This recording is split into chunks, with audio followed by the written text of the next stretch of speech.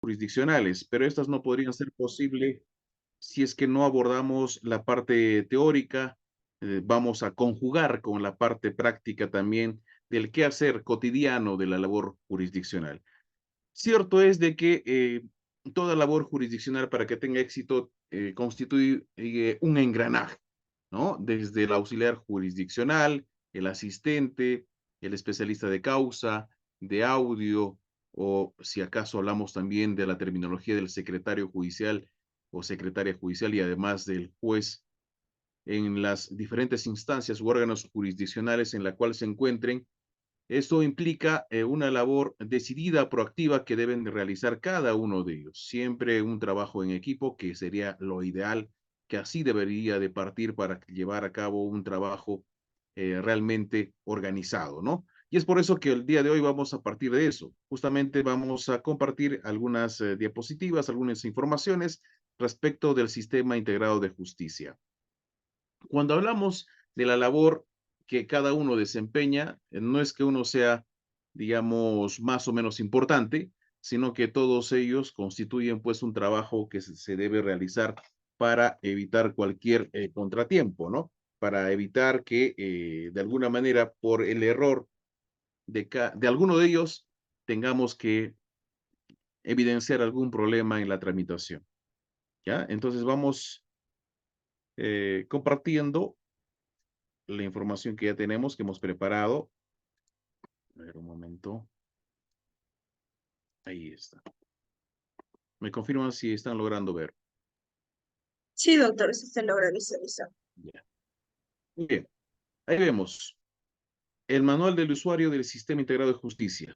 Vamos a abocarnos más al nuevo Código Procesal Penal. Habida cuenta que quien les habla, como ya hizo la presentación, la representante de ANDAP, hemos estado más desenvolviéndonos en el ámbito penal como juez de investigación preparatoria, no solamente en Ayacucho, ¿no? En el BRAE, en Lima, en otros lugares, además de haber desempeñado también como juez colegiado en el ámbito penal, también como juez mixto, entre otros, pero en el ámbito penal, desde luego, hay todo una distribución de roles, de trabajo que se ciñe al SIG y que justamente va a servir para nosotros aterrizar y ver qué tan importante viene a ser este manual del usuario del Sistema Integrado de Justicia.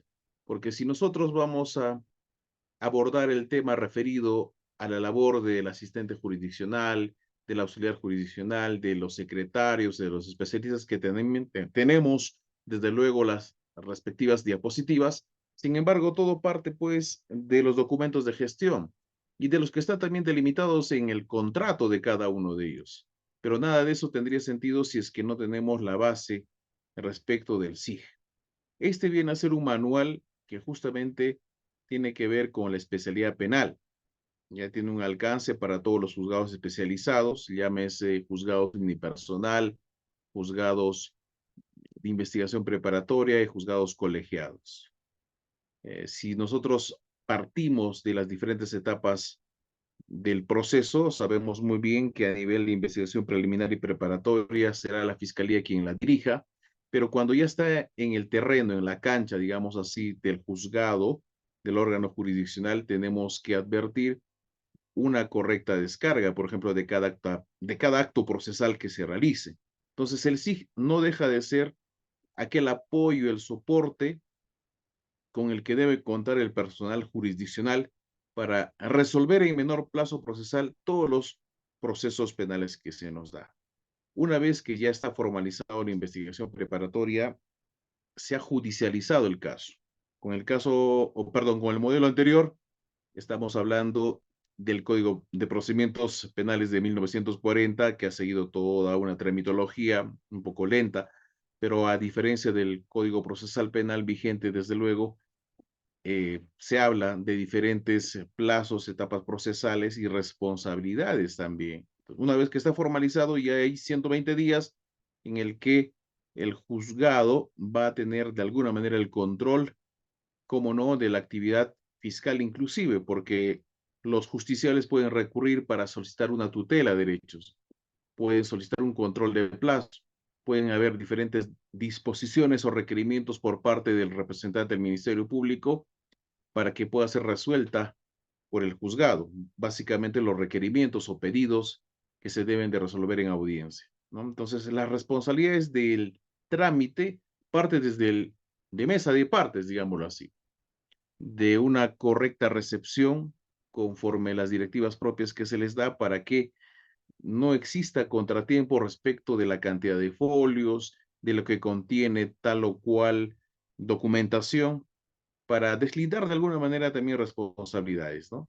Y este acceso al SIG constituye o contiene un usuario, una respectiva clave, eh, a quien se le designe, de tal manera de que ahora ya no puede existir, por lo menos ese es el ideal, la alteración de las fechas con las cuales se está derivando tal o cual acto procesal. Incluso la firma electrónica ahora permite, pues, verificar cuándo se está emitiendo algún acto procesal, más allá de la proyección, por ejemplo, de la fecha de proyección, más allá de que se indique en físico, en un oficio, se me ocurre una determinada fecha, pero será a través del SIG que identifiquemos la fecha y hora, incluso las modificaciones que se tienen respecto de cada acto procesal, ¿correcto?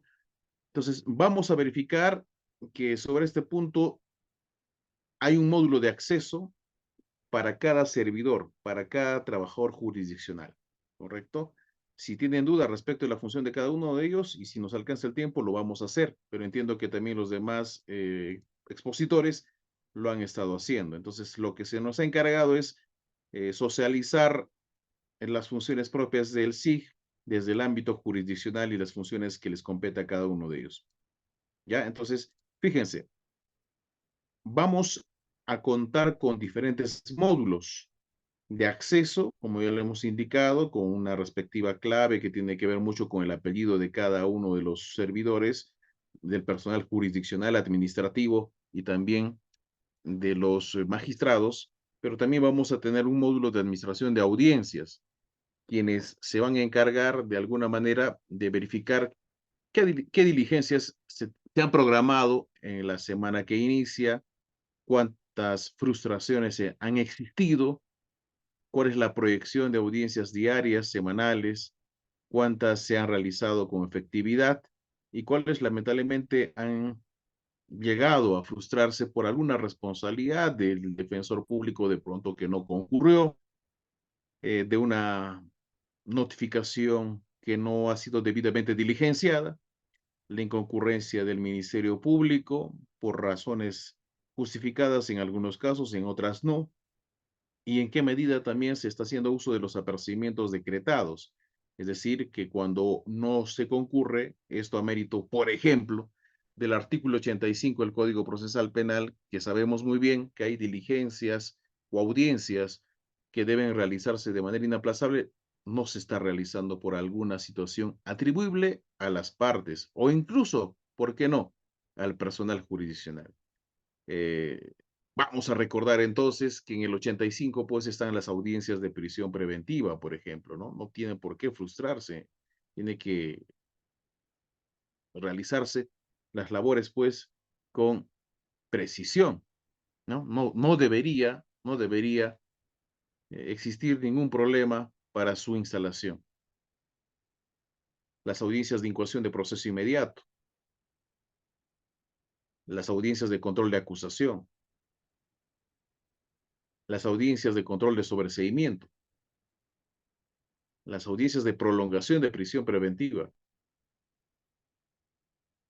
¿no? Entonces, esas también las audiencias de instalación de juicio oral. Entonces, esas audiencias se deben llevar a cabo, pues, de manera impostergable, ¿correcto?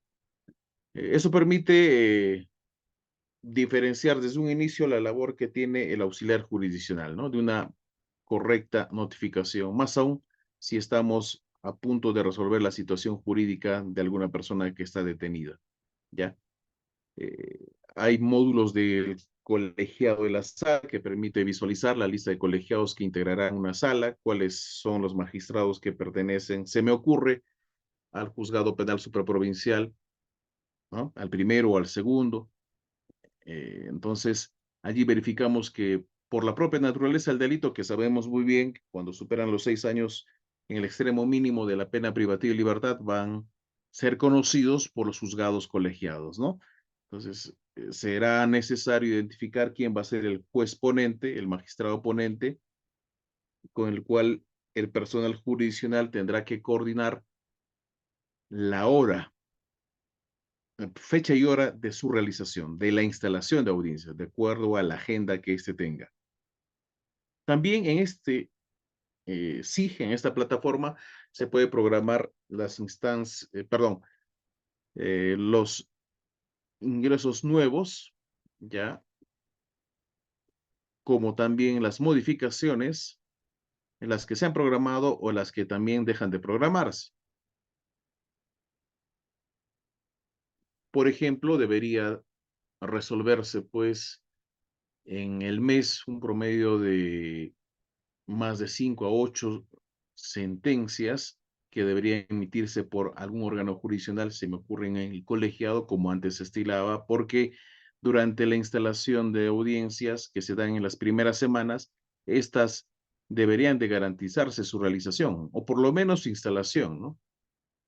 Puede haber imponderables, desde luego, pero en teoría debería de llevarse a cabo sin mayores contratiempos, ¿no?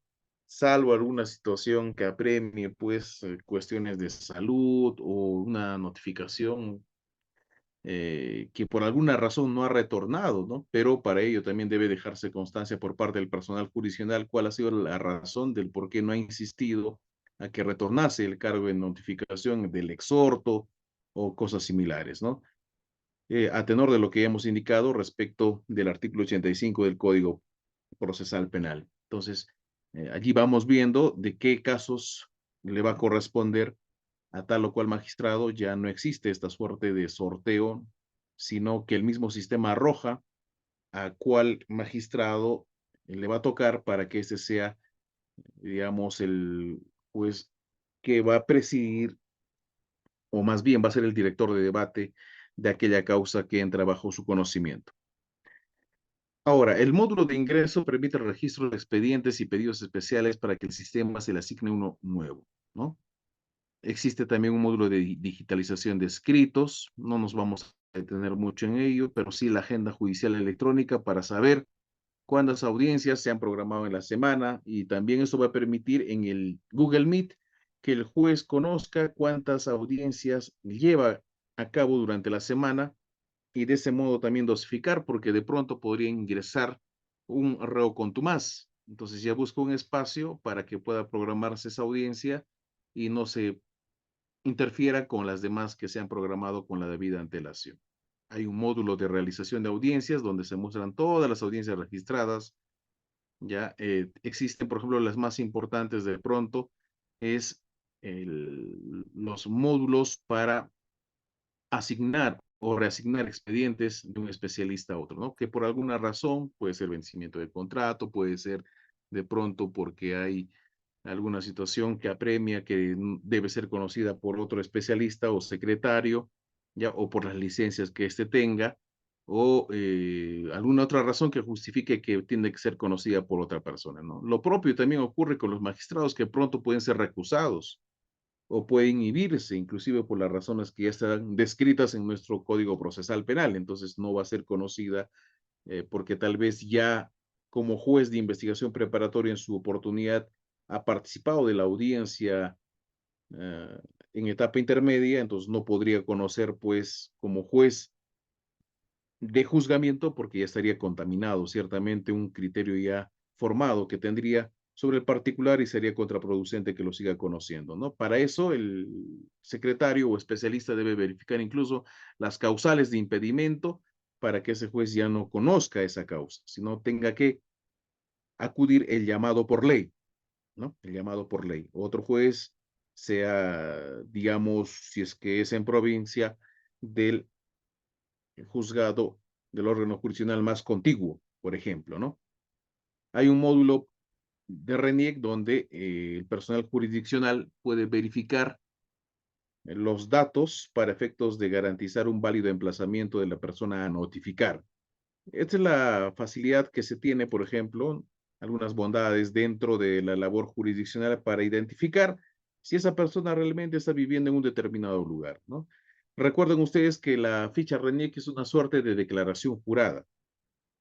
¿Por qué? Porque el personal jurisdiccional va a tomar por cierto que Juan Quispe Pérez vive en tal lugar, en tal dirección, ubicado en el distrito de Ventanilla, se me ocurre en Lima, ¿no? Girón, Los Amautas, número 550, distrito de Ventanilla, Lima, Lima. O en Ayacucho, ¿no? Girón 2 de Mayo, cercado de la ciudad, Ayacucho, Huamanga, Ayacucho. Entonces, ahí se va a verificar la dirección exacta, que mientras no lo cambie, se entenderá que estará bien notificado en esa dirección. Verificaremos también su estado o respecto de cuándo fue la última modificatoria de un cambio de domicilio, o también si está caduco o también se encuentra fallecido, ¿no? Está cancelado también aquella inscripción en la RENIEC. Entonces, eso nos va a permitir, porque si bien este es un criterio a tomar en cuenta, puede también tener otros domicilios que prevé el Código Procesal Civil, ¿no? Un domicilio distinto, donde resida. Y recuerden ustedes que puede haber también domicilio fiscal, domicilio procesal, domicilio real, y un domicilio habitual, etcétera, pero el RENIEC pues va a ser un insumo importante para garantizar de pronto un válido emplazamiento, que puede ser dejado con el respectivo preaviso y eso ser anexado al expediente para evitar mayores cuestionamientos al acto procesal, porque de pronto si el abogado advierte esta circunstancia, podría plantear una nulidad del acto procesal porque no se ha notificado válidamente, ¿no? Entonces, siempre se sugiere que por lo menos debe estar adjuntado tal vez alguna notificación en algún número telefónico que se haya brindado al momento de declarar. Por eso yo siempre soy de la idea de que cuando a nivel preliminar y preparatoria el imputado, más aún, si estuviera detenido en flagrancia o en la primera oportunidad en la cual concurra a declarar, sea no en presencia de abogado, cuando tendría que ser así, por cierto, tiene que brindar todos los datos identificatorios para un válido emplazamiento, ¿no? Y allí, incluso el personal administrativo del sistema fiscal, preguntar si tiene algún otro domicilio adicional o dónde labora, ¿no? Para ver el tema del domicilio laboral, inclusive, ¿ya? Por todos los medios, ¿no? El número de WhatsApp, por ejemplo, para también tomarle la captura de pantalla y evitar los cuestionamientos al acto procesal. Que bien podrían solicitar la nulidad si por allí hay algún defecto, pero en lo que resulte siendo subsanable, incluso se puede convalidar la notificación. ¿Ya? Entonces, sobre ese tema es muy importante tener muy en cuenta, porque un acto procesal viciado podría ser materia de nulidad, podría acarrear la nulidad o ser anulable también, o podría ser también pasible de una convalidación del acto procesal, siempre y cuando en su oportunidad no los haya invocado o haya consentido o haya permitido en las partes procesales, y también pues servirá para que siga avanzando el proceso, ¿no? Bien, hay otros módulos como el módulo del SINOE, por ejemplo. A ver, parece que están... El doctor puede dejar de mm, compartir su pantalla y volver a compartir porque hay un participante que está rayando. Ahorita lo voy a identificar. ya, a ver, creo que se va a Puede vol- opciones, configuración. Sí, doctor, ya puede volver a compartir, doctor. De nuevo, ya, Sí, doctor. ya. Ya avanzamos con el SIJ, Sistema Integrado de Justicia. El SINOE es una facilidad para llevar a cabo las notificaciones electrónicas. Si bien el mismo Código Procesal Penal también prevé las notificaciones en domicilio real, si nosotros nos ceñimos a lo que establece el artículo 124 y siguiente del Código Procesal Penal, por ejemplo, lo vamos a ver en este momento, eh, pongámonos en en el hecho de que, digamos, es su personal jurisdiccional que debe de notificar. ¿Cuáles actos procesales regularmente se notifican en el domicilio real? A ver, pueden escribir también en el chat. La idea es participar, despejar alguna duda que ustedes tengan. Ahí está. Vemos en la pantalla la siguiente página y en el artículo 127 de nuestro archivo en digital vemos respecto de las notificaciones, ¿no? ¿Cómo deben ser notificadas? ¿Cuándo deben ser notificadas? Antes de ingresar a detallar aspectos importantes respecto del SINOE, el mismo Código Procesal Penal nos remite al artículo 127, que las disposiciones y las resoluciones deben ser notificadas a los sujetos procesales dentro de las 24 horas de ser dictadas, en teoría, ¿no? Salvo que se disponga un plazo menor. Es lo que dice el código. Pero ¿qué pasaría si es que se dicta una apertura de investigación preliminar, que es la primera por excelencia, o una disposición de formalización de investigación preparatoria? Pasado cierto tiempo, se me ocurre un mes o 2 meses, siendo ya eh, un poco, digamos, trágicos en el ejemplo, y aparentemente ya se han realizado todas las diligencias urgentes, inaplazables, y recién llega a conocimiento del involucrado en el proceso, del imputado propiamente. Me explico. Si antes eran 20, son 60 días que deben durar una investigación preliminar. Si acaso estamos frente a una circunstancia de un detenido en flagrancia, evidentemente esta tendrá la posibilidad en el acto de designar un abogado de su libre elección, de que éste lo defienda, lo represente, ejerza incluso todas las herramientas que están en el artículo 71 del Código Procesal Penal, todas ellas del 71, porque está allí, está detenido, se tiene que resolver, hay un plazo de 48 horas donde se tiene que recabar todo, los actos urgentes e inaplazables, la propia declaración del mismo, algunas pericias, ¿no? Aparte de ello, recabar documentaciones importantes, incautar, solicitar la confirmatoria incautación de bienes, objetos, entre otros, incluso solicitar de pronto la prisión preventiva, pero él se está enterando, toma conocimiento sobre el particular, tiene la posibilidad de comunicarse con un familiar, un abogado, etcétera. Estamos contra el tiempo. Pero ¿qué pasaría si de pronto, con ocasión de una denuncia, se le pretende atribuir un hecho a una persona del quien no se sabe con exactitud su domicilio, mínimamente el domicilio real, o de pronto solo tenemos referencia de su labor y entonces pretendemos que se le notifique en su trabajo, pero oh sorpresa, días antes ha sido despedido o ha vencido su contrato porque ya era diciembre del año 2023?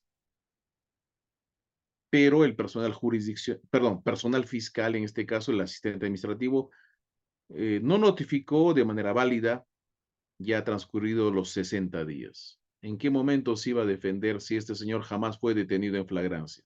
Estamos hablando del segundo ejemplo.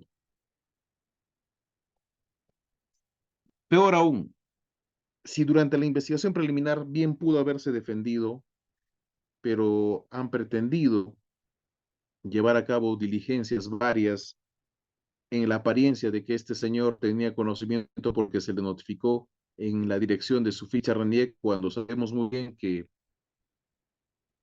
y no necesariamente por los votos golondrinos, ¿ah? Sino que la gente a veces cambia su dirección, pues por motivos de trabajo, por motivos de salud, de desplazamiento, de permuta, o por alguna razón incluso ya está radicando en un determinado lugar, más no en su domicilio familiar. Y ha transcurrido los 60 días y hablamos ya ahora de la investigación preparatoria formalizada. De los 120 días ha transcurrido tal vez inclusive también la mitad y no tiene pleno conocimiento de una notificación que le permita a este señor designar un abogado, presentar pruebas de descargo. Y así va a ir avanzando el proceso.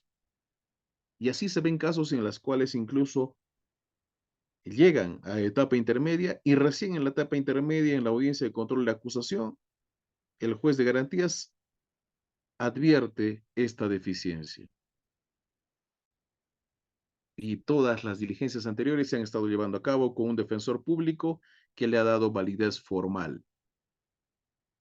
Fíjense, nunca lo ha cuestionado, ni en la primera oportunidad que pudo haberlo hecho, ha dejado que pase porque era defensa necesaria, entre comillas, y ya estamos en la audiencia de control de acusación donde se debe verificar el control formal y sustancial. ¿Qué hacemos? ¿Pedimos la nulidad? ¿Dejamos pasar? Algunos por estrategia tal vez van a desear que llegue hasta juicio oral, no obstante dichas deficiencias.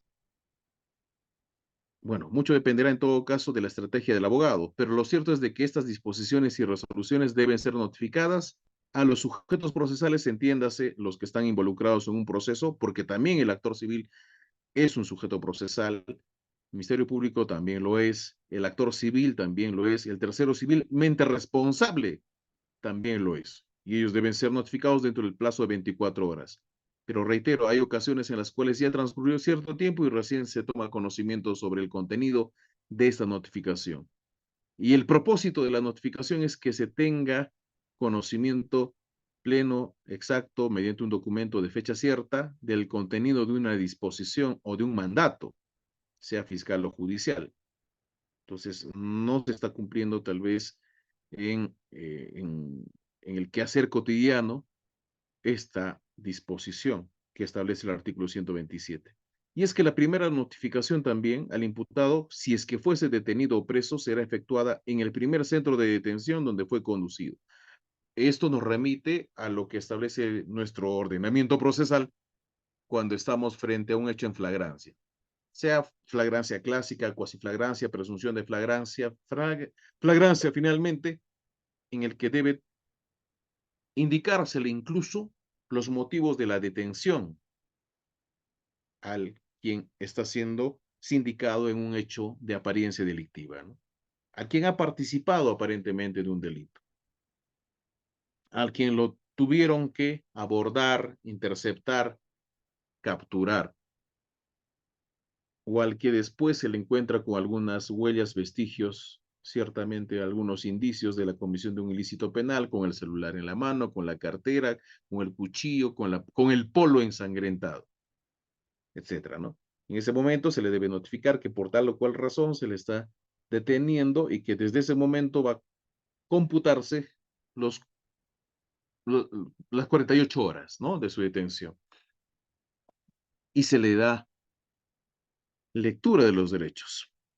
Y mediante la entrega de una copia a esa persona. Y si no es posible, en otras circunstancias, el director del establecimiento informará inmediatamente al detenido o preso por el medio más rápido posible, ¿no? Entonces, desde allí parte el tiempo que tiene como plazo perentorio el Ministerio Público como director de la investigación para recabar todas las pruebas de cargo y descargo, siempre bajo el principio de objetividad, no solamente lo que le convenga, sino todo aquello que pueda significar también que demuestre la inocencia del que está siendo imputado de un hecho presuntamente delictivo, ¿no? Ahora, salvo que el imputado no detenido haya fijado domicilio procesal, primera notificación será personalmente, entregándole una copia en su domicilio real o centro de trabajo. Generalmente, cuando uno está no solamente detenido, ¿no? Si hay la posibilidad de que concurra a las instalaciones de la Fiscalía para hacer seguimiento sobre un caso X, y bueno, bastante proactivo el personal administrativo en ese momento genera una cédula de notificación y le pretende notificar, también sería válido, ¿no? Ahora, cuando ya tiene un domicilio procesal, es allí donde se le tendrá que notificar. Pero si es que no hay, si esta persona es reo libre, digamos, no detenido y ha fijado un domicilio procesal, tendría que notificársele también ese lugar que se le señala, ¿no? Por eso este inciso o este numeral señala, salvo que el imputado no detenido, o sea, libre, haya fijado domicilio procesal, la primera notificación será personalmente, entregándole una copia en su domicilio real o centro de trabajo. Después de eso, las notificaciones son válidas en su domicilio procesal. Ahora, si las partes tienen defensor o apoderado, o sea, ya está siendo asesorado, las notificaciones deberán ser dirigidas solamente a estos. ¿Por qué? Porque ya devendría pues en mm, inoficioso, desgastante, llamámoslo así, que se esté notificando cada acto procesal en el domicilio real, cuando éste es distante, cuando no se le puede ubicar necesariamente a una persona a quien se pretende notificar porque está en horario laboral. Entonces, en la medida que ya tenga un abogado quien lo representa, por cierto, un apoderado quien velará de pronto por los intereses del mismo, entonces no va a haber ningún inconveniente si es que solamente se notifica a este último, ¿no? Al defensor o al apoderado, excepto si la ley o la naturaleza del acto que exige que aquellas también sean notificadas. ¿Qué entienden por esta última parte? O sea, siempre hay una excepción a la regla. Si ya tiene abogado, bastaría con que se notifique a este. Pero, ¿cuáles actos procesales creen ustedes que debe tomar conocimiento, sí o sí, en su domicilio real? A ver, opiniones. No solamente el docente va a hablar 1 hora y media, 2 horas, ¿ah? Sino tendríamos que tener en cuenta que hay algunos actos que de manera ineludible debe conocer el quien está involucrado, sea un delito o que también en el ámbito civil va a soportar la carga procesal de lo que se le pretende atribuir. En un proceso civil donde se resuelven los conflictos intersubjetivos o donde se va a eliminar una incertidumbre jurídica, siempre va a haber una parte que va a soportar también, ¿no? Todo el cargomontón de lo que se le pretende atribuir, ¿no? Sea en una demanda, en una contestación, va a existir la necesidad de que esta persona tome conocimiento pleno de lo que se le está atribuyendo. Entonces, vamos por partes. Si bien vamos a hacer mayor énfasis en el ámbito penal, no está de más que también nos tengamos que referir al ámbito civil. Soy juez mixto y, por ejemplo, en este caso tenemos que mm, prestar mucha atención y sumo cuidado en la notificación de la demanda. ¿Por qué? Porque en la etapa postulatoria, así como el proceso penal, el proceso civil también tiene etapas, pues, ¿no? En la etapa postulatoria. En la etapa postulatoria se habla de la demanda, de la contestación, de la reconvención, inclusive. Entonces, en la demanda definitivamente debe tenerse certeza de que el demandado tiene conocimiento que hay una demanda que se le está eh, cargando de manera negativa a una persona, ¿no? Se le está atribuyendo a una persona X alguna situación, hay una pretensión que va dirigida contra él, ¿no? Y debe tomar conocimiento en su domicilio real. Es más, recuerden ustedes que si el demandante desconociera el lugar exacto del domicilio del demandado, debe incluso indicar que ha agotado todos los mecanismos posibles para dar con la dirección exacta de este señor, del demandado. Adjuntar un croquis, se me ocurre, señalar cuál es la dirección, si es que es en otro distrito, para que se libere un exhorto, ¿no? Se tendrá que pagar, pues, por el exhorto, porque son diligencias fuera de la ciudad. Se encargará a otro juez de igual jerarquía en otro distrito judicial para que se notifique, pero se tiene que hacer todo lo posible para que tome el conocimiento. Solo así se podrá o podrá estar en la posibilidad de contestar una demanda. Ahora, si ha sido notificado válidamente, no ha contestado en el tiempo previsto por ley, se le ha concedido 3 o 5 días para que contestase, o 10 días, dependiendo de la vía procedimental y el tipo del proceso, sea sumarísimo, conocimiento abreviado, etcétera. Entonces se le va a declarar rebelde y esto causa presunción relativa de los hechos alegados por la parte demandante. En el ámbito civil es así. En pocas palabras, se va a presumir de que lo que está indicando la parte demandante es cierto, relativamente, y no va a tener la posibilidad de pronto incluso hasta de poder contestar. Podrá indicar de pronto que no vive en ese lugar, podrá pretender plantear una nulidad, en algunos casos con o sin éxito, pero si ha sido válidamente notificado, existe un preaviso judicial, se ha descrito incluso las características del inmueble, ¿no? Del suministro eléctrico, entonces ya tendría menos posibilidades de que se le dé la razón, porque tal vez inclusive se encontró un familiar y se le dejó, y esta última persona no le comunicó a su familiar que existe una demanda que ingresó con una determinada fecha, ¿no?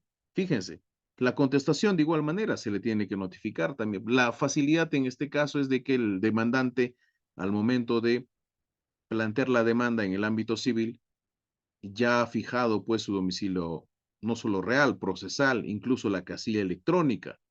Y entonces va a ser mucho más fácil de que a este se le notifique su casilla electrónica. Pero en principio, cuando se demanda a alguien, solo podrá, bueno, tenerse como información de parte del demandante la dirección del domicilio real, pues, ¿no? O procesal. Recuerden ustedes que hasta ese entonces no se sabe quién lo va a defender todavía al demandado. No se tiene todavía una casilla electrónica. Entonces, ¿dónde se le va a notificar? ¿No? Fíjense. Entonces, bueno, las medidas cautelares no se notifican, pues eso es inaudita altera pars, no hay un principio, inaudita altera pars, no se notifica solamente ya con la decisión que se toma en el ámbito jurisdiccional, ¿no? Eso es en el ámbito civil, ¿ya?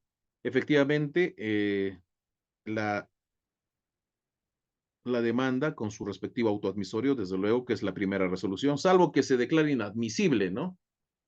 Salvo que se declare inadmisible y bueno, tenga que subsanar y solo con eso adicionalmente se le tenga que notificar, ¿no?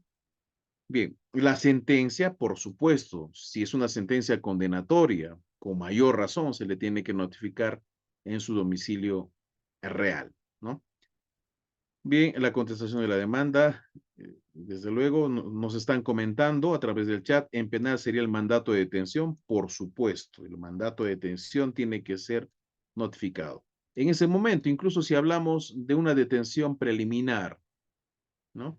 Se establece, eh, por ejemplo, como una medida, la de incautación, y en ese momento recién se notifica, no antes, porque si fuese así, si se notificara mucho antes, ya pues la persona no va a estar en ese lugar donde se le pretende detener, ¿no? O ya va a esconder los bienes respecto del cual se ha dictado un mandato de incautación, ¿no? Depende mucho de qué acto procesal estamos hablando, ¿no? Hay que diferenciar también detención judicial, ¿no? O también hay que diferenciar, en este caso, cuando estamos en una situación propiamente de flagrancia, ¿no? Ahí sí, en ese momento, en el acto, sí se le tiene que notificar. Cuando son otro tipo de medidas cautelares, en el acto, cuando se ejecuta la medida, recién se comunica, ¿ya? El autoapertorio de instrucción, bueno, lo que era propio del Código de Procedimientos del 40, estamos hablando del autoapertorio de instrucción, ¿no? Lo que ahora se conoce, pues, con el nuevo Código Procesal Penal, la formalización de denuncia, o, mejor dicho, la formalización de continuación, o la disposición de continuación, de comunicación y de continuación de investigación preparatoria, ¿no? Esa es. Bien. Eh, la disposición de archivo, también formalización de investigación preparatoria. Bien, acá nos comentan un caso que lo vamos a ver en breve. Mm, a ver, dice, un caso el día jueves 18 de enero, un demandado por OAF, omisión de asistencia familiar, se entiende, ha sido detenido en Lambayeque y hoy recién el comisario lo ha puesto a disposición. Mañana recién es la audiencia. Previo a ello, la familia ha tenido que abonar toda la deuda, porque la policía no hace su trabajo y han pasado 5 días detenido. Lamentablemente es algo que no podemos tapar el sol con un dedo, ¿no? Eso ocurre. eh, mm, no queremos pensar, aunque seguramente muchos ya lo están haciendo, de que puede haber alguna motivación detrás de no estar dándole agilidad a ello, ¿no? Porque si bien solamente se puede detener en una situación de flagrancia cuando se está cometiendo el delito o cuando hay un mandato judicial motivado, ¿no? Esa es la regla. Solamente se le puede detener a una persona en ese tipo de circunstancias. Ahora, hay un mandato de detención motivado, entiéndase, porque ha sido declarado reo contumaz o reo ausente o tal vez está con prisión preventiva, ¿correcto? O una sentencia también condenatoria. Lo que debe ocurrir en ese momento es de que la policía debe poner de conocimiento inmediatamente al órgano jurisdiccional requirente, ¿no? Al órgano jurisdiccional requirente para que, digamos, dependiendo del acto procesal por el cual ha sido detenido, sea un reo contumaz para que se instale un juicio oral, ¿no? Para que declare y se le puede poner después en libertad. Si es una sentencia condenatoria, cumplirá pues la pena si es con efectividad. Y si es una prisión preventiva y en su oportunidad su abogado no apeló, se tendrá que cumplir pues en los extremos por los 9 meses que generalmente se han dictado.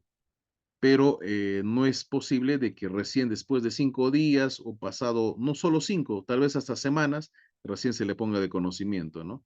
Lo que tiene que hacer en ese momento es la policía darle las facilidades del caso porque se está aquí restringiendo la libertad, de pronto si bien a mérito de una resolución judicial, pero comunicársele para que este señor se haga las coordinaciones respectivas con su familiar o con su abogado para que se resuelva prontamente su situación jurídica, ¿no?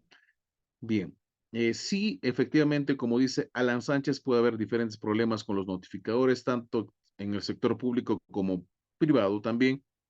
El plazo para notificar resoluciones, sí, ahí ya se le está respondiendo Claudia, pero aquí vamos a ver otros detalles propios. A ver, vamos avanzando. Ya antes de ver el tema del SINOE, esto es importante, lo que establece el Código Procesal Penal también, es que cuando tenía abogado solamente se puede notificar este último, ya dijimos eso, salvo de la naturaleza del acto.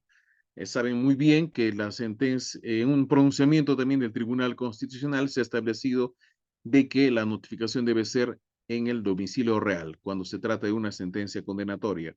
No hacerlo, evidentemente, pues lo pondría en una situación de indefensión inclusive, ¿no? Cuando la notificación deba practicarse por medio de lectura, se leerá el contenido de la resolución y si el interesado solicita una copia, se le entregará. ¿A qué nos estamos refiriendo? A las resoluciones que son dictadas en audiencia. ¿Cuáles resoluciones suelen generalmente dictarse en audiencia, señores? Porque la resolución te llega a casa, ¿no? En algunos casos como recibo de luz o de agua. Pero ¿cuáles resoluciones suelen dictarse en audiencia? ¿Cuáles conocen? A ver, pueden seguir escribiendo y ahí vamos despejando las dudas de algunos de sus compañeros. Gracias por participar. A Angie, Nicole, Alan, Sánchez, a Julisa, a José Luis Díaz, Giancarlos y todos los demás, a Rodolfo también. A ver, pero vayamos a la pregunta. En la constitución de actor civil nos dice Claudia que se notifica en acto de audiencia, ¿es cierto eso? Antes existían audiencias cuando de pronto se advertía contienda, ¿no? Respecto de la concurrencia de peticiones de actor civil. Esas se convocaban a audiencia, pero ya existen acuerdos plenarios donde se ha despejado esa circunstancia, ¿no? Si no hay contienda, ya no hay concurrencia de peticiones de actor civil, la constitución de actor civil se solicita, se verifican los requisitos que establece en el Código Procesal Penal, artículo 100 y siguientes, las facultades se le concede las facultades del artículo 104, 105, previamente a ello, en los artículos anteriores se verifican los requisitos, legitimidad, un relato breve, conciso, que acredite su interés y legitimidad, ¿no? La prueba documental en un caso de homicidio, quien va a concurrir como actor civil, ¿quién va a ser? El familiar, ¿no? Los herederos legales, el muerto, muerto está, el muerto es la víctima, pero el actor civil va a representar al agraviado y se va a constituir para los intereses resarcitorios. Y entonces tiene que acreditar pues que existe con esta persona lamentablemente fallecida ser su familiar, ¿no? En línea ascendiente o descendiente. Y entonces acreditará con la partida de nacimiento, con un documento habilitante que tiene intereses en defenderlo, que lo va a representar en el ámbito del resarcimiento, es decir, de la reparación civil, ¿no? Si no es posible el pago de su valor, el monto que suponga, ¿ya? Porque estamos hablando de indemnización de daños y perjuicios y o también de restitución. Entonces, dependiendo del delito, quien se constituya como actor civil lo solicita y el juez corre traslado, admitiéndolo a trámite y luego lo tiene por constituido si no hubiera alguna oposición. Entonces, eso no necesariamente se notifica en acto de audiencia, ¿ya? Entonces, despejado esa duda que tenía su compañera Claudia. ¿Cuáles sí deben de notificarse o se suelen notificar en acto de audiencia? La prisión preventiva, porque en ese momento ya se está resolviendo una situación jurídica respecto de una persona que está siendo requerida por la fiscalía y el juez, después de evaluar los presupuestos que ya todos conocemos respecto a la casación Moquegua y el acuerdo plenario extraordinario 1-2019 y las últimas modificatorias respecto de la prognosis de la pena, si satisface y concurre copulativamente cada una de ellas, entonces la concederá o no también. Y si lo concede, allí entra pues el trabajo también del personal jurisdiccional, ¿no? Cursará los oficios respectivos con la firma del magistrado, tendrá sumo cuidado en establecer de cuándo a cuándo se tiene que computar para el internamiento en el penal, porque tal vez más adelante se solicite la prolongación de prisión preventiva. Entonces, ¿cuál es la fecha que debe tenerse claramente señalada para efectos de que esta sea prolongada o inclusive adecuada, porque hay prolongación y adecuación de prolongación de prisión preventiva también, que no se usa mucho, pero en casos de tráfico ilícito de drogas sí se hace, se solicita y a veces se concede, dependiendo de las circunstancias y las condiciones que también concurran, ¿no? Eh, Se notificará en ese acto de manera oral, definitivamente. Y en ese momento interpondrá pues los recursos que crea conveniente, con cargo a que se le notifique la íntegra. Si bien se ha leído toda de manera oral, ya, entonces también se le tiene que entregar de manera física, ¿no? Por eso no es tan cierto de que las notificaciones, o perdón, las motivaciones de las resoluciones única y exclusivamente deben ser escritas, ¿no? Sino también pueden ser fundamentadas en acto oral, con cargo de entregarle una copia, ¿correcto? Bien. Desde luego, el Código Procesal Civil se aplica supletoriamente, ¿no? Al Código Procesal Penal. Pueden haber notificaciones por edictos cuando se ignore el lugar donde se encuentre esa persona a quien se deba notificar. Entonces, el asistente, el auxiliar jurisdiccional, eh, advierte, por ejemplo, antes de eso, quien debe verificar una dirección cierta es el secretario. Al momento de que ingrese algún escrito y que va a ser materia de proveído, puede emitir un decreto a fin de que previamente se precise la dirección de la parte a quien se pretende emplazar, ¿no? En el ámbito civil, desde luego, puede emitirse un decreto para efectos de que previamente se indique, se adjunte croquis, se señale la dirección exacta de la persona a quien se le va a notificar, ¿no? Si no, imagínense. avanzar para retroceder sería algo absurdo, ¿no? Avanzar para retroceder cuando de pronto no se tiene sumo cuidado respecto de la dirección. Pero lamentablemente hay direcciones también que no coadyuva, porque en la ficha RENIEC aparece barrio, no sé, Los Artesanos, así, pero sin número incluso, ese. ¿Dónde lo notificamos?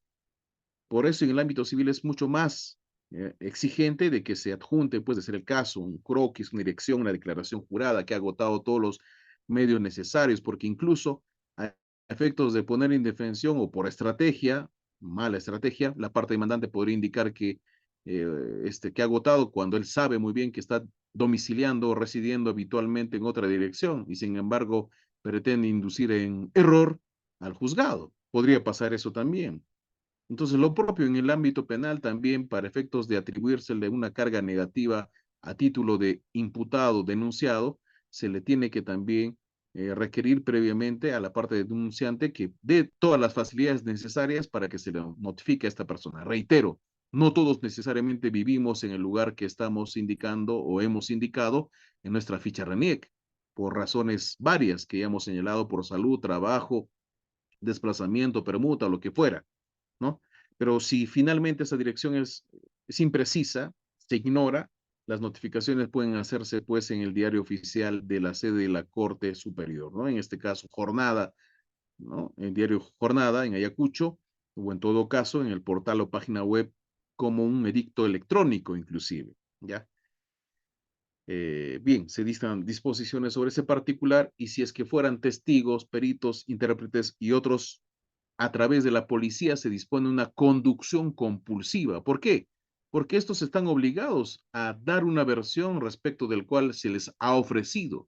Si la fiscalía, por ejemplo, ofrece testigos de cargo, ya tendrá que indicar pues la dirección exacta, nombre, profesión, ubicación de esta persona, incluso vínculo.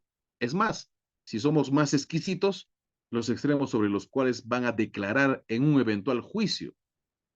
¿Sobre qué va a declarar? ¿Cuál es el aporte? ¿Qué va a vertir? ¿De qué manera va a ser importante, ¿no? su declaración?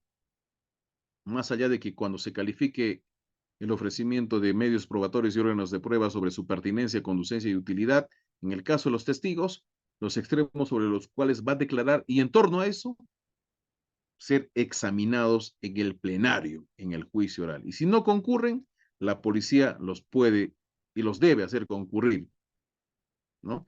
Mediante la conducción compulsiva. Y si ya no se les ubica, se puede recién prescindir de la declaración de estos. O es un testigo que ha muerto, se puede dar lectura de lo que ha declarado en la etapa preliminar y o preparatoria, ¿no? Si son testigos urgentes o personas a quienes se les necesita citar, entonces estamos hablando de que se notifique incluso por teléfono, ¿no? Ya por teléfono, bueno, no dice WhatsApp exactamente, pero se entiende que ya en la actualidad pues no existe fax o telegrama, ¿no? Pero sí existe correo electrónico, pero cuando indica otro cualquier medio de comunicación, se entiende que es mucho más efectivo en la actualidad la utilización del aplicativo WhatsApp, ¿no? Y se toma una captura de pantalla. Yo soy de esa idea de que se juntara el expediente indicando la duración de minutos, número telefónico con el cual se ha comunicado, etcétera, ¿no? Si son efectivos policiales, a través de la Oficina de Recursos Humanos, pues de la Policía Nacional del Perú.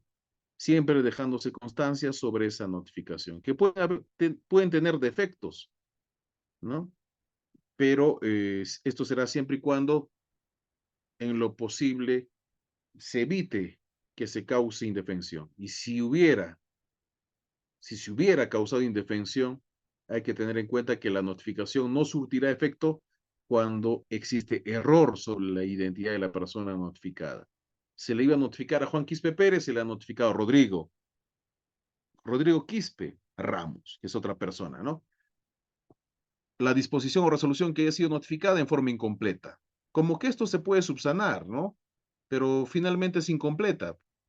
Entonces no tengo la información íntegra. Para eso se sugiere que el personal jurisdiccional o administrativo o en el fiscal precise cuántos folios se le está haciendo llegar, ¿no?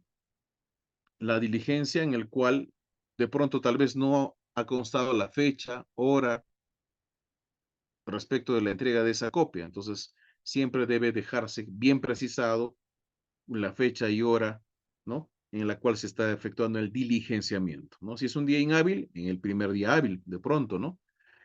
Si en la copia entregada falta la firma de quien ha efectuado la notificación. Entonces, ¿qué personal, qué trabajador ha notificado? Un fantasma, ¿no? Pues tiene que aparecer la persona a quien se va a hacer cargo y responsable, además, de cómo, cuándo, quién ha sido quien ha notificado.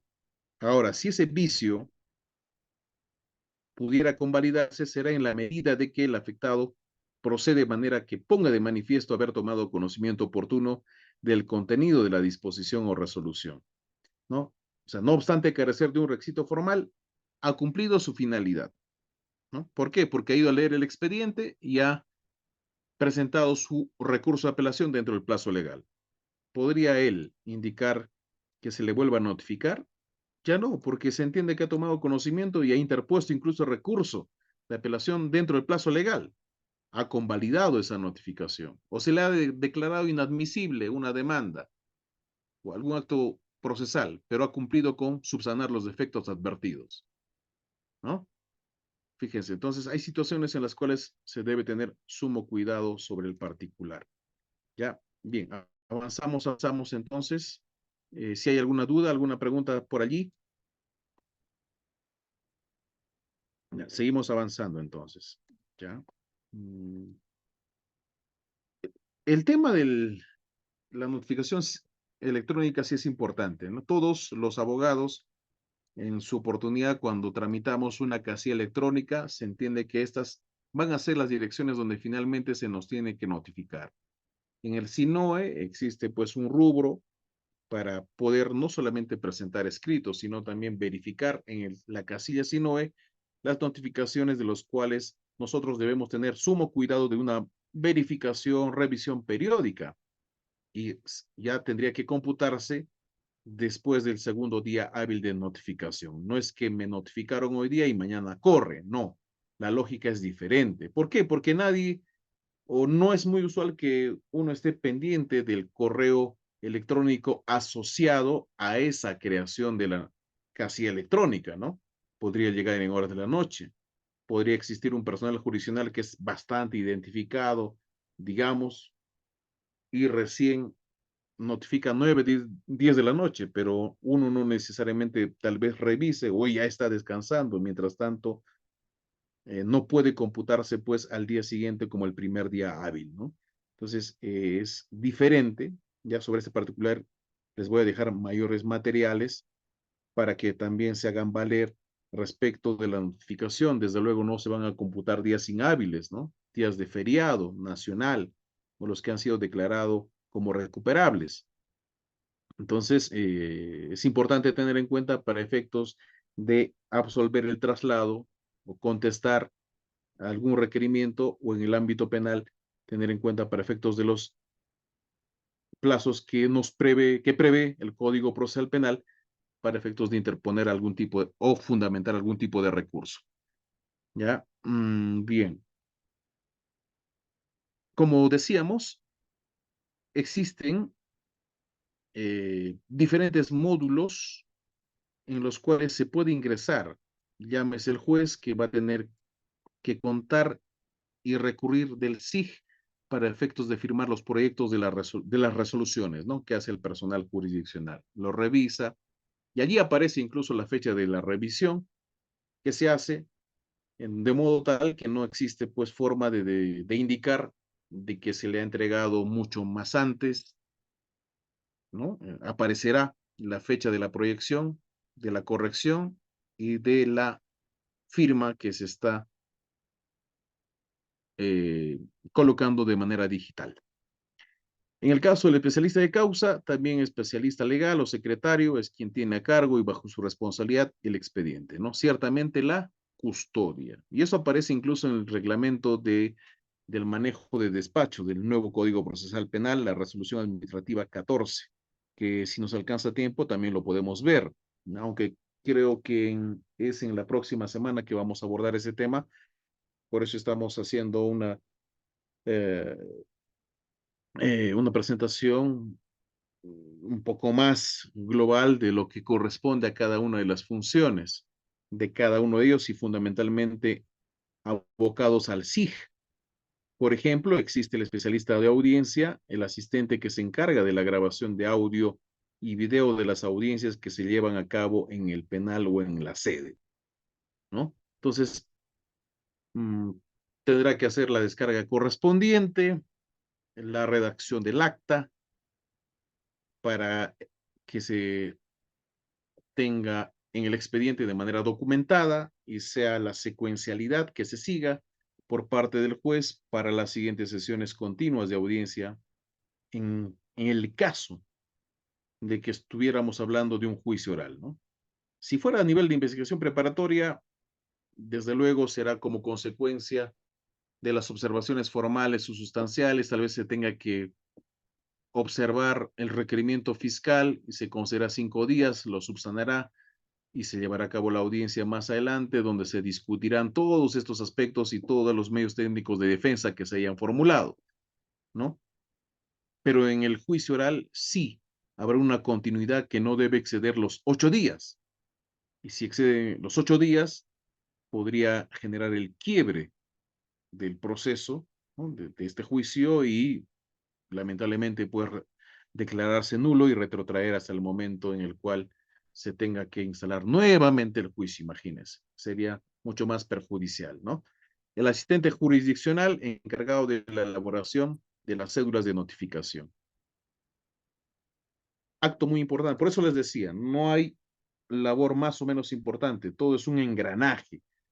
Falla uno, fallamos todos, porque si la notificación está mal formulada y se entiende que de haber estado bien diligenciada, el proceso avanzó, nadie se dio cuenta por buena fe procesal, sin embargo, pues esa notificación ha estado mal efectuada, ¿no? Se ha notificado, como decíamos, líneas arriba, que es materia de nulidad, por cierto, se ha notificado una persona distinta al destinatario. No se ha precisado fecha, hora, no se ha precisado quién notificó, etcétera, ¿no? Hay vicios en los cuales se ha incurrido. Tendrían que retrotraerse entonces hasta el momento en el cual se ha incurrido el vicio. Asistente de comunicaciones, el encargado de diligenciamiento de las notificaciones emitidas por los órganos jurisdiccionales. ¿Mm? Ciertamente el notificador, ¿no? Que sale y se despliega para efectos de diligenciar lo que se ha dispuesto en autos.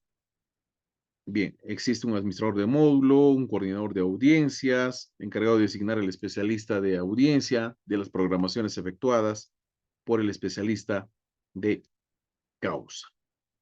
El asistente de custodia de grabaciones y expedientes, en algunos casos se encargará pues de custodiar los audios, videos de las audiencias, de dar copia de los mismos y de facilitar los expedientes para la lectura de las partes y sus abogados, siempre al igual que ocurre también a nivel de la fiscalía, ¿no? Dejar constancia de qué personas han concurrido y han tenido acceso para la revisión de expediente. ¿En qué medida sirve esto? Para que no tengan que estar, digamos, recurriendo a ciertos artilugios e indicar que no tenían conocimiento, nunca fueron notificados, etcétera, ¿no? O si es que por allí también ocurre, ojalá que no, alguna sustracción de alguna actuación procesal y que esté incompleto, ¿no? Y entonces ya vamos a tener, pues, de alguna manera sospechas respecto de quién ha sido la persona que pudo haber sustraído alguna actuación importante, alguna actuación eh, de lo que contenía la carpeta fiscal o el expediente. Ya, bien. Avanzamos, avanzamos. Este es el manual del SIG.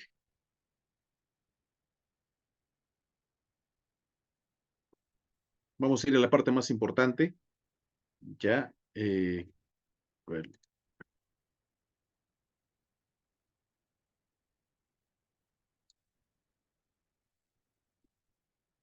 aquí podemos visualizar, por ejemplo, los usuarios, ¿no? Los que de alguna manera laboran o pretenden laborar en el sistema de justicia, en algún órgano jurisdiccional, porque ese es el propósito de este diplomado, ¿no? De la sesión de esta noche, es tener un conocimiento, pues, o algún alcance, o despejar alguna duda de cómo es el funcionamiento. Y es que el Poder Judicial ha implementado justamente esta plataforma donde se identifica por el apellido a la persona quien es el usuario, la clave que se suele cambiar de manera frecuente para que sea este el responsable de su uso y manejo, ¿ya? Esta es la plataforma que una vez ingresado con el sistema, con el usuario y la clave, vamos a tener a la vista, ¿no? Acá ya vamos a utilizar la operación de expedientes, pero tenemos también ciertas viñetas que nos van a servir para poder hacer las operaciones varias, ¿no? Ya en la parte superior existe la opción de cambiar clave, que por seguridad se puede hacer de manera periódica, confirmarla, grabar y también seguir con la misma, ¿no? Como les decía, esto permite cambiar de manera periódica y esto es de exclusiva responsabilidad de cada personal, ¿ya? Aquí tenemos las salas que se pueden generar. Tenemos el aviso de registro de sala de audiencias.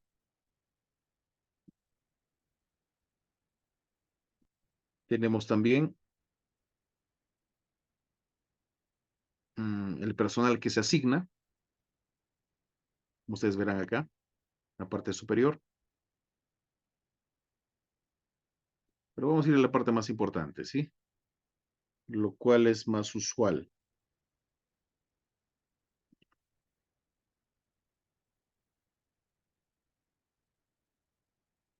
Bien. La programación de los turnos también es posible, según este manual, vamos a facilitar qué personas se encargan, por ejemplo, ahora, ¿no? En las vacaciones judiciales que ya se avecinan, ya seleccionando el órgano jurisdiccional, especialidad, año y mes, la instancia en la cual se va a realizar la programación, el calendario, elegir las fechas de programación. Es bastante, digamos, ilustrativo estas imágenes que tenemos en pantalla y que estamos compartiendo. ¿Ya? Los ingresos que se hacen, el ingreso de demanda, por este lado, qué tipo de proceso es, la condición que tiene, ¿no? Los nombres, los demás datos identificatorios, ¿no? Y el tipo de proceso, y que en algunos casos por default o defecto también se suele registrar. Si fuera procesos penales, aquí establece, por ejemplo, te da un alcance, ¿no? El mismo sistema de qué delito estamos hablando. Si bien son delitos contra el patrimonio, existe la posibilidad de que se haga, digamos, se disgregue cuál numeral incluso está siendo materia de conocimiento o será materia de conocimiento del órgano jurisdiccional, ¿no? Ustedes ven que en la descripción de la pena incluso aparece, en algunos casos actualizadas, ¿no? Cuáles serían las probables penas por alguno de los delitos y cuándo está ingresando, ¿no? La asignación en expediente, y aquí aparece en la carátula, esta es la carátula, la que estamos viendo en la página 37, donde aparecen los datos identificatorios del expediente, y el 0, que es el cuaderno principal, después del 10/2019, ¿no? Es un cargo de ingreso de expediente, ¿no? Fecha de ingreso, fecha, qué tipo de proceso, que es un proceso común, porque si fuese un proceso especial, frente a qué tipo de, digamos, de requerimientos estuviéramos. Recuerden ustedes que hay un proceso común que nace producto de una formalización de investigación preparatoria, de una disposición de formalización o de comunicación de continuación de investigación preparatoria. Es un proceso común finalmente, ya que va a seguir la lógica, ¿no? Las pautas de una investigación preliminar, preparatoria, intermedia, juicio oral, impugnación, etcétera, ¿no? Pero en un proceso especial, ¿qué podría ser? El proceso inmediato, por ejemplo, o una colaboración eficaz. Entonces, aquí en rubro proceso no va a aparecer el proceso común, sino especial. Una querella, que es de ejercicio privado, ¿no? Entre partes, nada más. Entonces, eso varía, ¿ya? Bien. Si acaso ingresa con los respectivos aranceles, también se registran. Si hubieran depósitos, el monto, la fecha de emisión, y vamos a acelerar para algunos ejemplos y tal vez para absorber algunas consultas aquí, cuando se graba con éxito todo lo que se está alimentando como información, los datos identificatorios del proceso,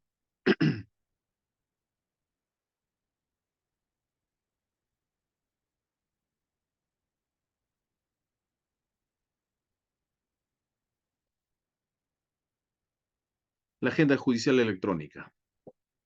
Eso es importante. Aquí se va a visualizar la programación de audiencia con el perfil del secretario, del juez.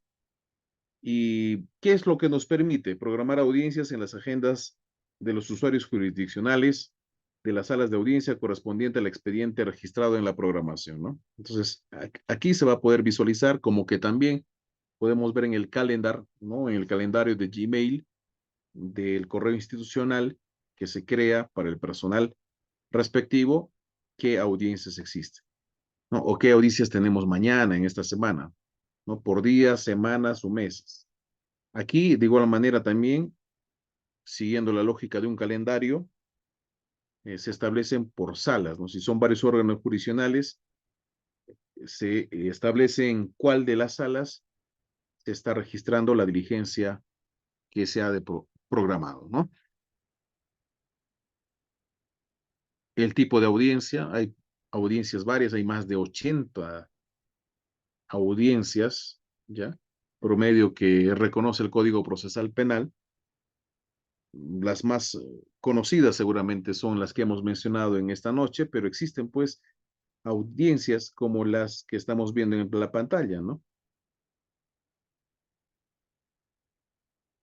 Las que hemos hecho mención esta noche, control de acusación y terminación anticipada, por ejemplo, control de detención judicial en flagrancia, el cese o sustitución de prisión preventiva. Les decía hace un momento que existe prolongación, adecuación de prisión preventiva, pero también puede haber cese o sustitución que viene a ser, pues, digamos, una figura distinta a las posibles prolongaciones o adecuaciones, ¿no? Cuando ya puede haber cese automático en la pandemia, por ejemplo, existía el cese automático inmediato por la menor lesividad de algunos delitos, ¿no? Para evitar el hacinamiento en los penales, ¿no? Producto de la pandemia.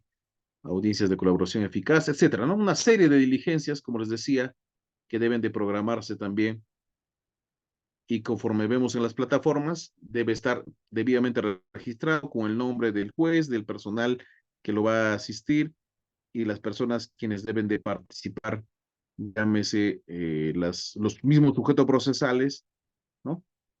Sus propios abogados, desde luego, y, y alguna otra incidencia que también se debe destacar, ¿no? Sobre si está bien notificado o no, es desde luego para garantizar que se evite la frustración de las audiencias.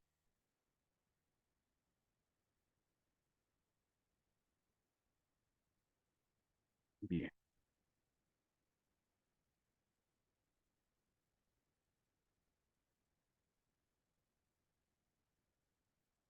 A los videos se puede tener acceso, tanto el personal jurisdiccional como también el magistrado lo puede descargar para poder avanzar con la redacción de sus sentencias para cotejar de pronto lo que se ha vertido en el plenario, ¿no? Ustedes ven acá, toda esa información sí es accesible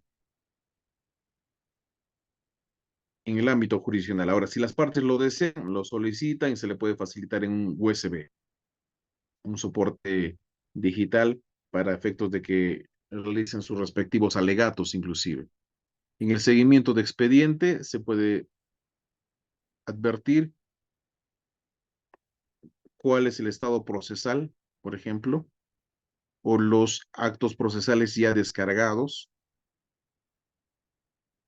verificar en qué, bueno, juzgado se encuentra, fecha de ingreso de los documentos pendientes de proveído, etcétera, ¿no? O qué especialista o qué personal jurisdiccional lo tiene.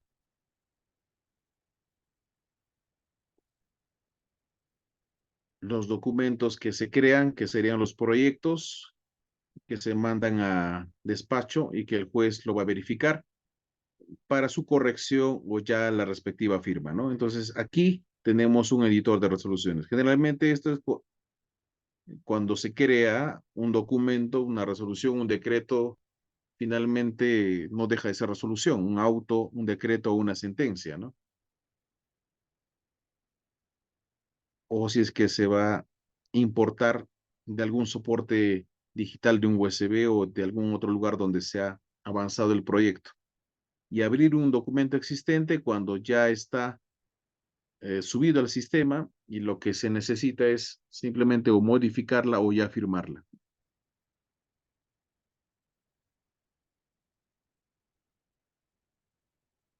Bien. En esta parte vamos a verificar la numeración de resoluciones. Si es que existe alguna duplicidad, te va a advertir el propio sistema, ya tiene que ser de manera correlativa y de manera sencilla se debe indicar cuál es el asunto, ¿no? La sumilla de aquella resolución que estamos descargando, que reitero, puede ser un decreto, un auto o una sentencia, ¿no? O cualquier otro pronunciamiento que se esté emitiendo. El tipo de acto es un auto en este ejemplo y se va guardando siempre con la indicación que esta es satisfactoria. Es más, cuando copiamos ya aparece incluso las partes procesales con las cuales se puede cotejar con el proyecto. Entonces se puede copiar encima o simplemente hacer el cotejo respectivo para que evitemos pegar un archivo donde no corresponde. Se abre en Word, pero luego una vez firmados en PDF, salvo que haciendo seguimiento del mismo se puede extraer también la resolución en Word. ¿Ya? Después ingresará como proyecto de resolución, decíamos, en esta parte que aparece en azul, está como proyecto, pero después, cuando se envíe a despacho, debe estar en amarillo, conforme aparecen las líneas de colores o los cuadros en colores en la parte inferior de lo que estamos proyectando y será pues materia de corrección o aprobación ya por el jefe inmediato, generalmente el juez, ¿no? Luego ingresará para descargo, el secretario se encargará de la descarga respectiva y si hubiera algún error, se puede anular también ingresando a seguimiento, opciones y revisión, porque de pronto no es la resolución que correspondía, pero que no se dio cuenta ni el juez, ni el secretario, ni mucho menos, y al momento de notificar, recién el asistente se da cuenta sobre este particular que no corresponde, ¿no? Entonces sí se puede anular, aunque va a quedar finalmente registrado como anulado. Bien, se pueden extraer resoluciones existentes ya anteriores para poder visualizar, siempre todos ellos en la parte inferior, perdón, en la parte superior izquierda estamos viendo aquí, al costado del icono de Word, de Microsoft Word, hay unos puntitos de colores ahí donde se puede ver justamente si hubo modificaciones o en qué fechas se han estado revisando determinados proyectos. Bien.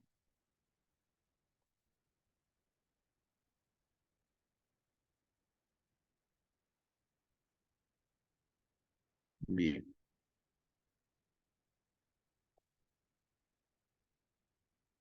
Si estamos frente a procesos penales en el cual se ha emitido un fallo, debe indicarse si esta persona finalmente fue condenado o fue absuelto. ¿Cuál ha sido el sentido, no solamente del fallo que está en otra viñeta, sino fundamentalmente cuál ha sido, pues, su situación que ha quedado ya fijada, ¿no? Como si fue condenado o absuelto. Si es condenado, ¿cuánto es la pena?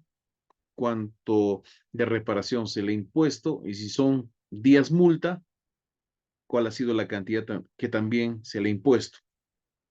Respecto a la pena, ¿cuándo inicia y cuándo va a terminar? Esto es importante. Como ustedes ven en la figura 147, cuando se descarga la sentencia, son datos que te pide el propio SIG. Si fue una sentencia fundada, infundada, si fuera materia civil, ¿no? Te pide que ingreses ese acto procesal o bien con el número de código o también con la facilidad que te da el sistema de ubicar en el buscador qué tipo de sentencia se ha de elegir para el descargo respectivo. Puede haber una sentencia de vista, por ejemplo, ¿no? Que hace el descargo el órgano jurisdiccional inmediatamente superior, ¿no? Con motivo de una apelación, por ejemplo. Bien. Decíamos la situación jurídica, el investigado o bien condenado o bien absuelto.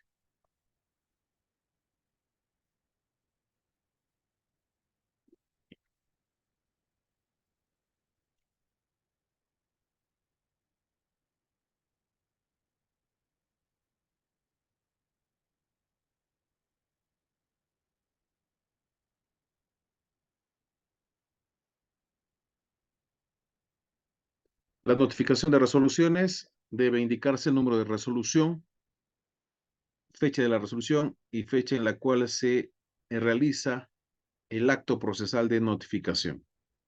¿Y a quién se está notificando? Si fuera un domicilio legal o una casilla electrónica, como ustedes ven en la plataforma que estamos compartiendo. Mire, domicilio legal, calle Esmeralda 224. ¿Dónde pertenece? ¿Qué departamento, provincia, distrito, no? O si hubiera un domicilio real, o tal vez la casilla electrónica.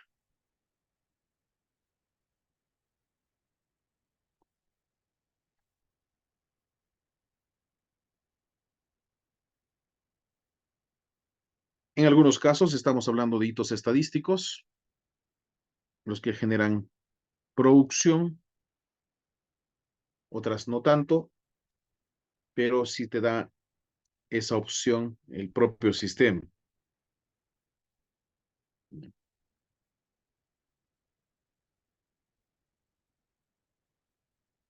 Se puede ver cuántos escritos están pendientes de proveído, cuántos expedientes están eh, sin pronunciamiento. Se puede revisar incluso por órganos jurisdiccionales, por materias, por años, por periodos de 30 días, por ejemplo, que es lo más recurrente. Y así, ustedes van a verificar, pueden estar navegando en el archivo que les voy a compartir de más de 220 folios. ¿Ya? Estamos haciéndolo de manera más rápida para que quede la información solamente de manera ilustrativa, ¿no? Lo más importante en realidad. Bien.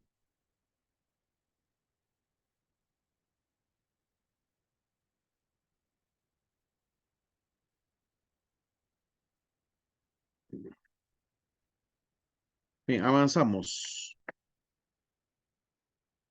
Otro aspecto importante que decíamos y que queríamos también nosotros compartir es lo siguiente. Les vamos a compartir este manual de notificación electrónica, ya del mismo SINOE, que tiene como 52 folios también. No nos vamos a poner a leer, obviamente, cada una de ellas, pero sí que tiene que destacar que esta tiene una finalidad, ¿no? Un objetivo, y que es de aplicación para todos los órganos jurisdiccionales. Y describir los procesos de las diversas funcionalidades del sistema de notificaciones electrónicas para el uso del personal jurisdiccional. Entonces ustedes lo pueden revisar con detenimiento porque va a servir para identificar cuál es la labor compartida que tienen tanto juez, secretario y asistente de notificaciones para un correcto, una correcta verificación de los actos de notificación, ¿no? Que partes desde la elaboración de cédulas de notificación físicas y electrónicas, que es de responsabilidad del asistente de notificaciones. El secretario judicial lo que tendrá que hacer es verificar no solamente la firma digital de las resoluciones previamente firmadas por el juez, sino hacer el descargo de cada una de las resoluciones. El juez supervisar el control de ingresos de los diversos escritos, documentos mediante el SIG, su respectiva digitalización y procesamiento, ¿no? Esta información también va a ser importante que ustedes lo revisen ya con detenimiento. Ustedes comprenderán que en estos breves minutos no vamos a poder ya desarrollarlo todo esto, pero como está de manera ilustrativa, sí les va a servir mucho para que tengan en cuenta cuál es el trámite y el camino a seguir para un correcto descargo de las resoluciones, ¿no? Aquí tenemos otro material también sobre los edictos, cómo se realiza, la agenda judicial electrónica y también respecto de los hitos, cómo se genera o cómo se puede modificar.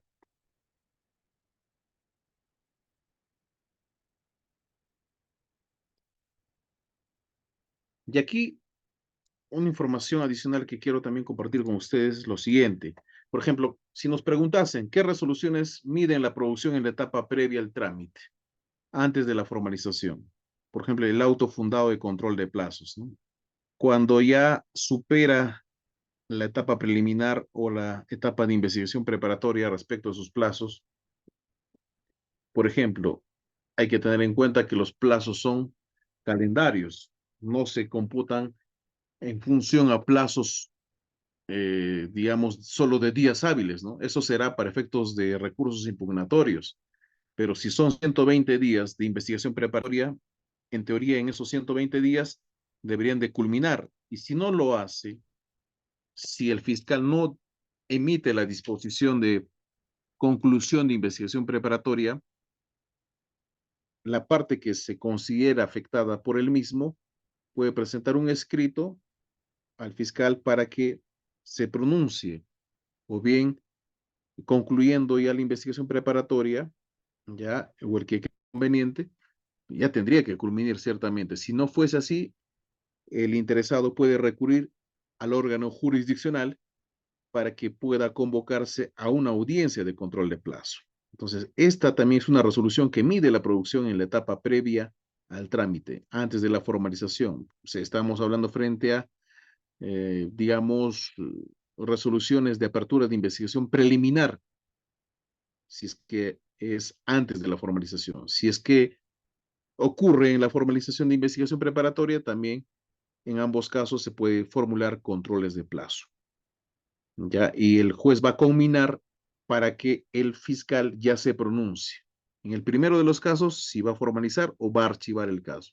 En el segundo de los casos, si ya está formalizado, concluyendo la investigación preparatoria, tendrá 15 días para que pueda emitir el requerimiento de acusación o el requerimiento de sobreseimiento. ¿Correcto? Bien. El auto fundada en tutela de derechos, por ejemplo. Si, en el SIG también prevé que estas son resoluciones las cuales por la afectación del artículo 71 del Código Procesal Penal, el abogado en su representación puede recurrir al juez de garantías respecto de la afectación a algún derecho fundamental esencial que establece el Código Procesal Penal y que lo recoge en el artículo 71. Ya hablamos del auto de decreto de formalización de investigación preparatoria, el auto que declara procedente la acusación directa cuando ya no hay investigación preparatoria y el fiscal cree estar convencido de que este caso debe ingresar de manera directa a juicio oral, previa una audiencia de control de acusación directa, se emitirá un auto que declara procedente o no, o en todo caso, si la deniega, tendrá que emitir la disposición correspondiente el fiscal, llevándolo a cabo como un proceso común y corriente, más no de acusación directa. Es decir, tendrá que existir una investigación preparatoria. Auto que declara procedente del proceso inmediato, propio de aquellos procesos especiales. La acusación directa no es un proceso especial, por si acaso, ¿no? Es una atribución que tienes de acuerdo al artículo 336, numeral 4, si mal no me equivoco, que va a agilizar de alguna manera el proceso cuando ya existe suficientes elementos de la comisión del ilícito penal, ¿no? Y es la responsabilidad, además del imputado, que se encuentra vinculado, involucrado en un hecho, y sobre los cuales ya se han realizado todas las diligencias y se prevé que tendría que ingresar a juicio oral por los propios elementos de convicción que considera el fiscal que son suficientes. Ya, por ejemplo, lo que también resulta siendo una resolución que mide la producción es la sentencia de terminación anticipada, donde las partes se ponen de acuerdo para resolver sus diferencias sobre derechos que son, digamos, negociables, ¿no? Son derechos disponibles y pueden terminar con una terminación anticipada.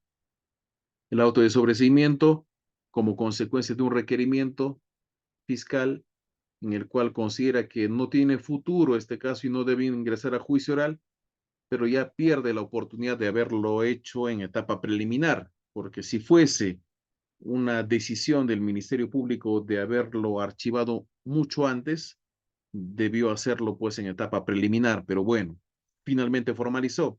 Pero no obstante haberse formalizado, ha servido más bien para de pronto reafirmar la presunción de inocencia del investigado y aún no existe ninguna otra razón más allá de las previstas en el artículo 344 del Código Procesal Penal como para solicitar el sobreseimiento de la causa, que no es otra cosa que el archivamiento, pero ya con autorización del juez y en audiencia previo contradictorio. Y participación, y de ser el caso, alguna oposición que formule el actor civil. Si supera todo ello, se sobresee la causa, es un auto, entonces es emitido por, por el juez. ¿Por qué juez? Por el juez de investigación preparatoria. ¿En qué etapa? En la etapa intermedia. ¿Como consecuencia de qué? De una audiencia de control de sobreseimiento. En cambio, el auto de enjuiciamiento es cuando ya hubo una audiencia de control de acusación, hubo control formal, sustancial, ha satisfecho esos requisitos de procedibilidad, de punibilidad, se ha establecido que de alguna manera esa persona pues se encuentra involucrada a título de autor, coautor o algún tipo de participación delictiva sobre un tipo penal previamente establecido con imputación concreta, con medios probatorios que le dan soporte a esa acusación y que podría ingresar a juicio oral, y por cuya razón se emitirá el auto de enjuiciamiento. ¿Ya? Ahora, las resoluciones que de alguna manera generan producción para el personal judicial que deba tener en cuenta o los que están aspirando a laborar en la fiscalía o en el poder judicial fundamentalmente, es el auto de citación a juicio, por ejemplo, ¿no?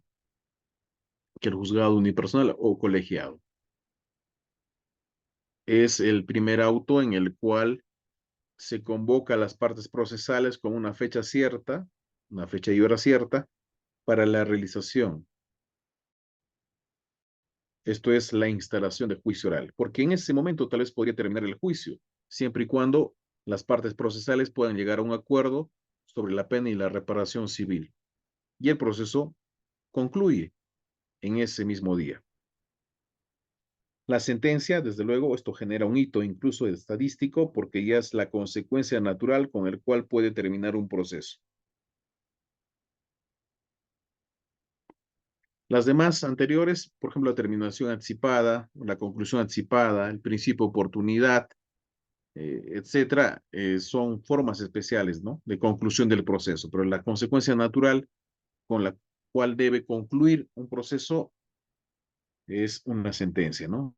O condenando o absolviendo. Bien, aquí tenemos, por ejemplo, las sentencias de vista o autos de vista, que son pronunciamientos con motivo de una apelación y quien lo va a conceder, si bien es el órgano que lo ha emitido, con o sin efecto suspensivo, pero una vez ya estando en el terreno del órgano jurisdiccional superior, se emitirá una sentencia de vista que podría ser confirmando, revocando o reformando, ¿no? Confirmando, revocando o reformando, que podría declarar, pues, en este caso, la nulidad también de lo actuado en el juzgado inferior, o un auto de vista que resuelve también eh, algún pedido de apelación que se hiciera por parte de los demás justiciables, ¿no? Bien, a ver, ya casi para terminar, mmm, por ejemplo, aquí les vamos a compartir los hitos para los procesos inmediatos, que es el decreto legislativo 1194, que es un proceso especial, cuáles se consideran para los juzgados de investigación preparatoria, los hitos con sus respectivos nombres, por ejemplo, cuando se declara procedente la incoación inmediata, ¿no? Entonces, esto servirá para que el proceso ingrese a juicio oral respecto de un proceso, se me ocurre, de omisión de asistencia familiar, de conducción de vehículo en estado de ebriedad, casos que son en flagrancia, donde se ha identificado la participación del presunto autor y que por disposición legal también suelen ser tramitados como proceso inmediato, ¿no? Conducción de vehículo en estado de ebriedad, por ejemplo. ¿Ya? El auto de sobreseimiento, que es producción. Sentencia de terminación anticipada también es producción. Criterio de oportunidad y el auto que rechaza el inicio de proceso inmediato igualmente. En el proceso inmediato, cuando ingresa a un proceso, a un juicio inmediato propiamente, por ante un juzgado penal unipersonal o colegiado, el auto de enjuiciamiento y citación al juicio oral. Es uno solo. A diferencia de un proceso común, quien emite el auto de enjuiciamiento es el juez de garantías, el juez de investigación preparatoria y el auto de citación al juicio oral lo es o lo hace, lo dicta el juez penal unipersonal, ¿no? Es el auto de citación a juicio. Pero el auto de enjuiciamiento lo dicta el juez de investigación preparatoria, ¿no? ¿Ya? Pero en un proceso inmediato, quien dicta acumulativamente el auto de enjuiciamiento y citación a juicio oral es el juez de juzgamiento, ¿ya? Bien, señores, aquí tenemos un glosario también que les va a servir mucho para entender el SIG. Ese ha sido el encargo que se nos ha hecho para esta noche. No vamos a eh, detallar o distraernos más en las funciones de cada uno de los personales administrativos o jurisdiccionales, que entiendo que será para una próxima oportunidad, pero hemos querido de alguna manera también dar algunos ejemplos para que de alguna manera, utilizando el SIG, se identifique cuál es la labor propia de la función jurisdiccional del personal administrativo, del personal jurisdiccional. Hemos hablado sobre la notificación y la labor propia que realiza cada uno de ellos, ¿no? Para que en buena cuenta se eviten las nulidades y que se tenga que avanzar de manera innecesaria cuando de pronto se puede corregir en las etapas previas para que el juicio oral se pueda llevar a cabo sin mayores contratiempos. ¿Alguna pregunta? ¿Alguna duda para ir cerrando ya, señores?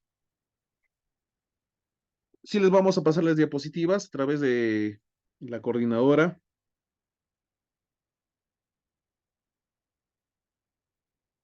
Bien, ¿alguna pregunta, duda, inquietud?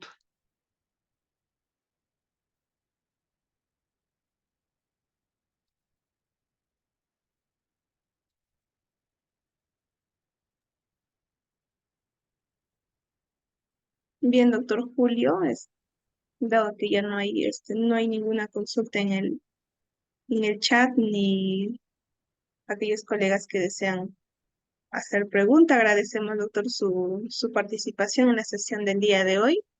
Ha sido bastante didáctico. Aquellos colegas egresados quienes desean formar parte de del Poder Judicial, yo creo que ha sido bastante claro el sistema, el SIG, que todo integrante que trabaja en una institución del Poder Judicial eh, sea bastante provecho en la sesión del día de hoy, doctor. Lo esperamos en nuestra próxima sesión, doctor. Va a ser bastante didáctico la siguiente sesión de la siguiente semana. Va a ser lo que son proyección sobre las labores que realizan el personal jurisdiccional, doctor. Muy agradecidos, doctor, con su participación. Muy bien, les voy a facilitar también como algo adicional un glosario de la terminología que se utiliza en el SIG. O sea que es un archivo muy aparte y que, por ejemplo, la Corte Superior de Justicia de Lima lo ha estado utilizando, ¿no? Y que en buena cuenta, pues es una información que les puede servir mucho también. Te voy a compartir a través del WhatsApp y nuevamente muchas gracias a ti y a todos los que han participado, más de 45 participantes que hemos tenido hasta esta noche y bueno, será hasta una próxima oportunidad. Muchas gracias, buenas noches. Muchas gracias, doctor Julio. Bien, estimados participantes, agradecemos la participación de cada uno de ustedes en la sesión del día de hoy. El día de hoy hemos tocado nuestra eh, penúltima sesión con respecto a nuestro diplomado especializado en asistente en función fiscal, administrativo y jurisdiccional en el nuevo Código Procesal Penal. Aquellos participantes que todavía a la fecha no se han suscrito para la inscripción a su diplomado, las inscripciones aún están disponibles, dado que una vez finalizada la sesión ya no podrán suscribirse más, dado que nosotros llevamos un informe al Colegio de Abogados de Ayacucho a efectos de que nos pueda certificar todos los diplomas de nuestros participantes con su código de registro, con un número y también con un código QR. Doctores, en el grupo de WhatsApp voy a estar comunicando con aquellos colegas que han pagado en cuotas con respecto a este diplomado, porque si ustedes no cancelan, el sistema no nos va a permitir generar su certificado de ustedes, pese a haber pagado la mitad del diplomado.